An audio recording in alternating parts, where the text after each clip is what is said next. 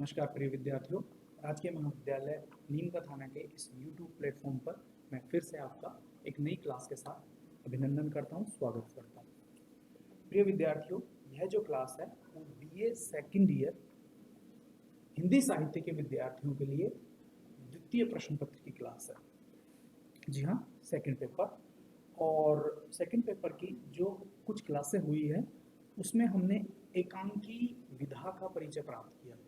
हमने यह बात कर ली कि एकांकी भारतीय हिंदी साहित्य में एकांकी का प्रचलन कब से शुरू होता है और यह जो विधा है जो कि एक महत्वपूर्ण और रोचक गद्य विधा है वो आज किस स्थिति में पहुंच पाई है। हमने उसके समस्त जो वाङ्मय था उसके बारे में बात की। आज हम हिंदी साहित्य के इस पेपर में एक जो महत्वपूर्ण विधा है वह है नाटक, जो कि एकांकी से बहुत ज़्यादा नज़दीकी है, या अपन यूं कह सकते हैं कि एकांकी का जन्म जो हुआ है वो नाटक से ही हुआ है। तो हमारे जो सिलेबस में BA सेकेंड ईयर हिंदी साहित्य के सिलेबस में एक महत्वपूर्ण नाटक को शामिल किया गया है और साहित्य के विद्यार्थी होने के नाते हम भाग्यशाली हैं कि हमें हिंदी के मूर्धन्य नाटककार जो रहे हैं वो हैं मोहन राकेश, और उनका एक नाटक हमें यहाँ पर पढ़ना है और उस नाटक का आज हम ब्यौरेवार विस्तृत परिचय प्राप्त करने जा रहे हैं। उस नाटक का नाम है लहरों के राजहंस। जी हाँ, यह नाटक हिंदी नाटकों में एक कालजयी नाटक है। इस नाटक को अगर हम बात करें तो प्रथम जो प्रकाशन हुआ था वो 1963 ईस्वी में हुआ था, लेकिन इसके बाद में मोहन राकेश ने इसमें कुछ संशोधन के उपरांत इसको पुनर्प्रकाशित ये जो नाटक हुआ है वो 1968 में हुआ है। इस नाटक के प्रथम बार जो प्रकाशन हुआ था 1963 में, तभी मोहन राकेश ने इसके बारे में कहा था कि इसके जो 1963 वाला जो अंश है उसका कभी भी पुनर्प्रकाशन नहीं होना चाहिए, यह उनकी इच्छा थी। अब इस इच्छा के पीछे क्या द्वंद्व छिपा हुआ है ये मोहन राकेश बेहतर जानते होंगे, और अगर हमें उस द्वंद्व का आभास लगाना है तो हमें यह नाटक पूरी तरह से अध्ययन करना होगा। उस नाटक के पीछे मोहन राकेश की जो मनोदशा है उसको समझना होगा। फिलहाल हम बात कर रहे हैं इसके बेसिक परिचय की। तो इस नाटक का जो प्रथम बार प्रकाशन हुआ था वह 1963 ईस्वी में हुआ था और कुछ संशोधनों के उपरांत यह नाटक 1968 में प्रकाशित हुआ था। मूलतः यह नाटक जो है एक किस्म का द्वंद्व है। यह द्वंद्व जो है वो भौतिक सुखों और आध्यात्मिक शांति के बीच में है। यह द्वंद्व शाश्वत है।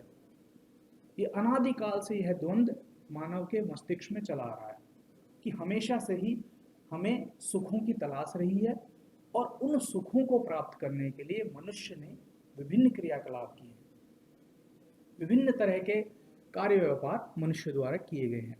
तो उसी मानसिक द्वंद्व को आधार बनाकर इस नाटक की रचना मोहन राकेश ने की है। वास्तव में यह एक पुनराख्यान है, एक माइथ है, एक पौराणिक घटनाक्रम है, एक ऐतिहासिक घटनाक्रम है जिसमें बुद्ध के समय को आधार बनाकर एक कथा वस्तु का निर्माण किया गया है जो कि काल्पनिक भी है लेकिन उससे भी ज्यादा वो है ऐतिहासिक है। अर्थात यह एक मिथकीय पुनराख्यान है, नाटक की पुनर्अभिव्यक्ति है जिसमें भौतिक सुखों और आध्यात्मिक शांति के बीच में परस्पर जो द्वंद्व चलता है उसका चित्रण करने की कोशिश की गई है। यह नाटक एक प्रसिद्ध नाटकों में जो हिंदी साहित्य के नाटक रहे हैं उनमें एक महत्वपूर्ण नाटक रहा है और इसका बहुत बार मंचन विभिन्न रंगमंचों के ऊपर किया जा सका है। ओम शिवपुरी, श्यामानंद जालान, राम गोपाल बजाज, अरविंद घोड़ कुछ ऐसे ही महान नाटककार, महान रंगकर्मी रहे हैं जिन्होंने इस नाटक का प्रभावी मंचन हिंदी रंगमंच पर किया है, और न केवल हिंदी रंगमंच पर बल्कि इन रंगकर्मियों ने इस नाटक को विदेशी रंगमंच के ऊपर भी सफलतापूर्वक मंचित करने में एक महत्वपूर्ण भूमिका निभाई है।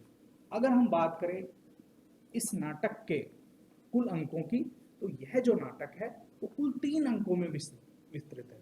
अर्थात इसमें बहुत ज़्यादा अंक नहीं है, लेकिन कथा वस्तु को बड़ी ही कुशलता के साथ इन 3 अंकों में समेट दिया गया है। यह मोहन राकेश की खास बात है। मोहन राकेश चूंकि खुद भी एक रंगकर्मी थे, नाट्यकर्मी थे, एक बड़े ड्रामा आर्टिस्ट थे, तो वो ये भली बात ही जानते थे कि किसी भी ड्रामा को, किसी भी कलेवर को एक मंच के रूप में कितने समय पर प्रस्तुत किया जाना प्रासंगिक होगा, और उसमें वो पूरी तरह से सफल भी हुए हैं।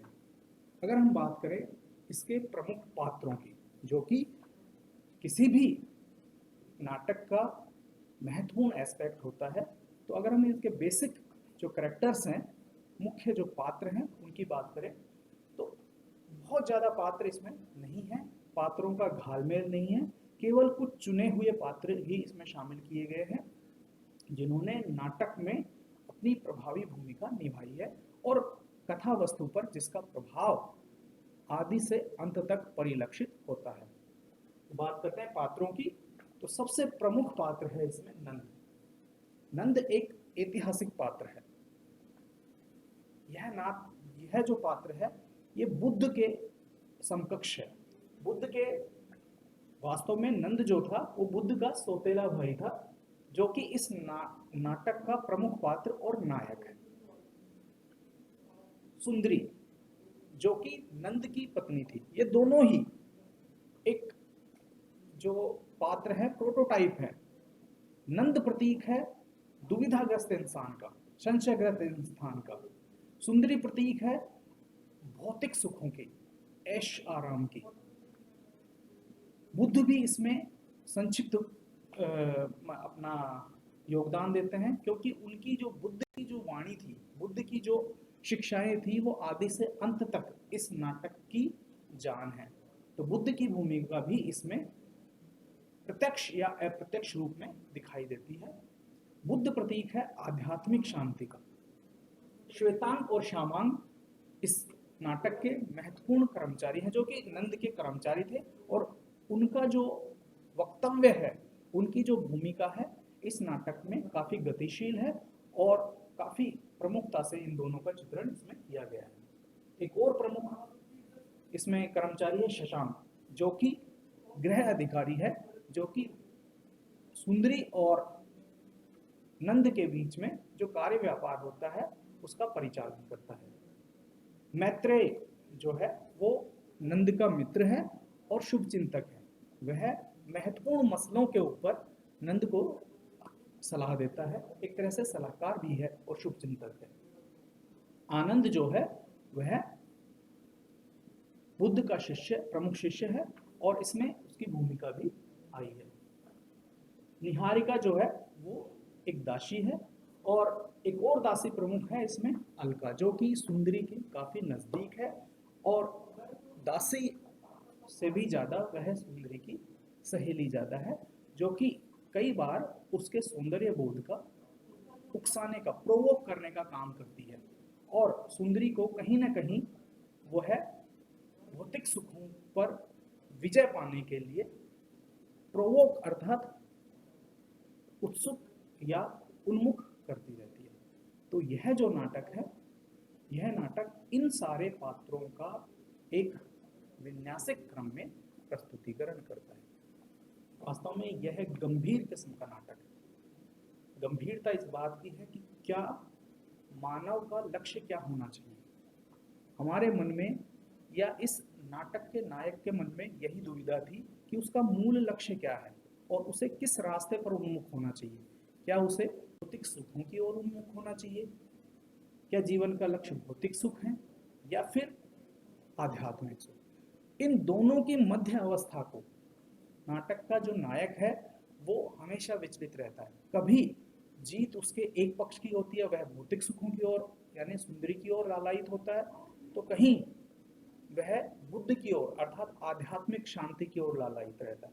तो इस झोल मोल में ही यह पात्र जो है वो फंसा रहता है और मानसिक रूप से चिंतन करता रहता है। और यही चिंतन वास्तव में आज के मानव के मस्तिष्क में भी है। आज का मानव भी भौतिक सुखों और आध्यात्मिक शांति के तलाश में है। भौतिक सुखों के लिए वह दौड़ करता है, काम करता है, छल करता है, प्रकट करता है, लेकिन कहीं ना कहीं उसके जीवन में आध्यात्मिक शांति का अभाव चला है। भले ही हम आज विज्ञान के युग में हैं और विज्ञान ने बहुत ज़्यादा तरक्की कर ली है, हम अंतरिक्ष में पहुंच गए हैं, हमने बहुत किस्म के उपकरण बना लिए हैं, हम बहुत ज़्यादा ऑटोमेटेड हो गए हैं, लेकिन हम एक मानव का जो सुख होना चाहिए, जो लक्ष्य होना चाहिए, जो मानसिक शांति होनी चाहिए, वह हमारे जीवन से गायब हो चुकी है। और यही संशय जो है वह हमें खाता रहता है। आज हम भरपूर सुख समृद्धि में होते हुए भी शांत नहीं है, मनुष्य सुखी नहीं है, विभिन्न बीमारियों से ग्रसित है, विभिन्न मानसिक किस्म की चिंताएं उसे घेरे रहती हैं। तो कहीं ना कहीं हम आज भी नंद वाली मनोदशा से ही पीड़ित हैं। आज भी हम उसी दुविधा, उसी द्वंद्व में अपना जीवन यापन कर रहे हैं। तो हमारा लक्ष्य क्या होना चाहिए, यह इस नाटक में भली भांति मोहन राकेश ने समझाने की चेष्टा की है। यह नाटक का सामान्य परिचय था। आगे आने वाली क्लासों में हम इसे और अधिक विस्तार से विवेचित करने का प्रयास करेंगे। धन्यवाद।